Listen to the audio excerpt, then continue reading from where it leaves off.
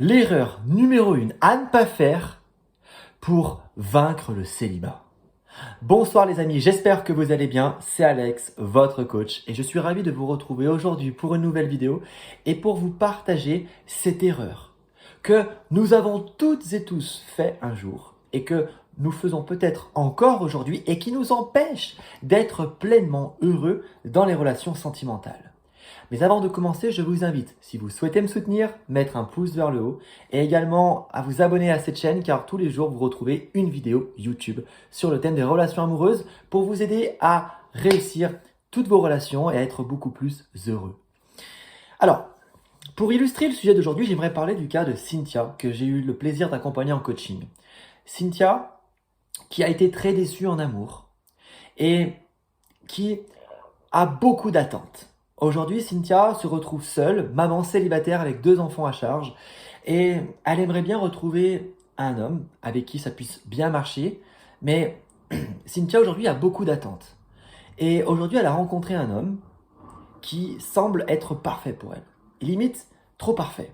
Et bien que cet homme puisse lui apporter de l'amour et qu'elle puisse se sentir aimée comme elle aimerait être aimée, Cynthia juge que c'est pas suffisant. Il lui faut plus parce que elle vise plus que l'excellence. Elle a tellement peur que cet homme puisse partir et qu'elle puisse être déçue à nouveau qu'elle est prête à trouver l'homme parfait. Mais la perfection, l'homme que l'on peut considérer en tant que tel, comme dans les films hollywoodiens, comme dans les Walt Disney, ça n'existe que dans la fiction, les amis. Et c'est parce que justement, elle est beaucoup trop exigeante qu'elle pense qu'elle va être plus heureuse. Mais c'est parce qu'elle est beaucoup trop exigeante qu'elle est malheureuse et qu'aujourd'hui, sa situation personnelle et sentimentale est au niveau 0. Elle ne donne pas vraiment de chance à un homme pour s'épanouir dans une relation avec elle parce qu'elle a tellement peur d'être déçue qu'elle coupe tout court. Elle coupe net à la relation avant même qu'elle puisse naître. Mais l'idée, c'est que j'aimerais bien que vous puissiez prendre conscience que dès lors que vous avez beaucoup trop d'attentes, vous serez déçus, mesdames, dès lors que ces attentes ne seront pas satisfaites.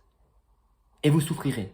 L'idée, c'est de ne pas forcément s'attacher à l'attente d'avoir plein de conditions pour lesquelles ça doit bien fonctionner, de vous laisser guider et porter et vivre l'instant présent dans la relation.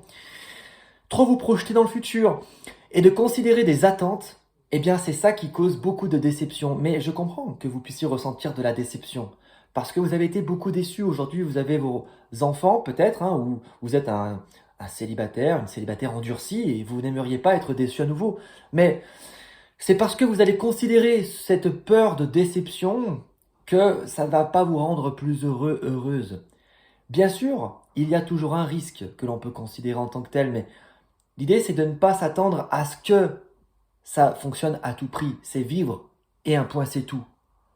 L'idée c'est de ne pas considérer un événement, donc qui plus est la future rupture amoureuse que vous pourriez vivre, comme quelque chose de réel. Puisque cela est dans le futur, cela n'existe pas encore. Et cet événement ne se produira peut-être jamais et n'existe du coup pas et n'existera jamais. En vivant l'instant présent, vous dissipez l'anxiété du futur et également les douleurs du passé, la nostalgie du passé, vous allez la dissiper en étant beaucoup plus illuminée et présente par la lumière de l'instant présent. Contrôlez vos pensées pour contrôler vos émotions et ne même pas laisser naître une émotion en cessant d'interpréter des pensées en lien avec l'anxiété du futur ou bien la nostalgie du passé va vous aider, mesdames, à être beaucoup plus consciente dans la relation et à prendre ce que vous avez à prendre avec votre partenaire. Cela ne veut pas dire que vous serez déçu à tout prix parce que vous n'avez pas d'attente. Mais c'est parce que vous aurez des attentes que vous serez par contre déçu, c'est sûr. Bien sûr que le risque de rupture, vous ne pouvez pas le contrôler. Mais c'est parce que vous ne pouvez pas le contrôler que vous devez cesser de vouloir le contrôler. Voilà, c'était tout pour cette vidéo. Allez, un pouce vers le haut, on s'abonne si vous appréciez mon travail. Et puis moi, je vous fais une grosse bise. Et je vous dis à demain pour de nouvelles aventures et de nouvelles vidéos. Ciao!